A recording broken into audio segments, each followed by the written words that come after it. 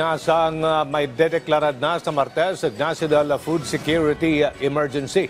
Ayon kay Agriculture Secretary Francisco Tiu Laurel Jr., natanggap na niya ang resolusyon.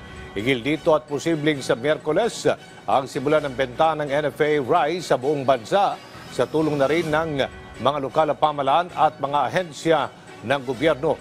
Ginit ni Laurel, hindi lang ito makatutulong para mapababang presyo ng bigas sa merkado, kundi para din sa paghahanda ng anihan ng mga magsasaka.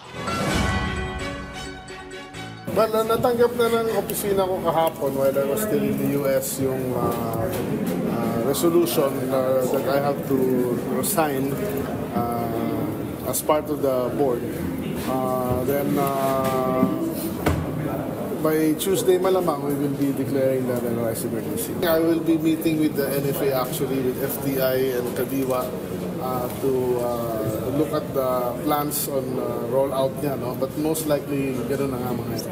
Well, number one is that is very welcome dahil mababawasan yung mga laman ng mga warehouses at matutuwa na rin ang ating mga farmers na makakabili na ng ang NFA ng bigas mula sa kanila kasi meron ng paglalagyan and releasing 300,000 tons of rice to the market within 6 months, I think will ease the, soften the market, at hopefully bumaba ng konti pa yung presyo ng bigas. Well, let's look at it as Luzon.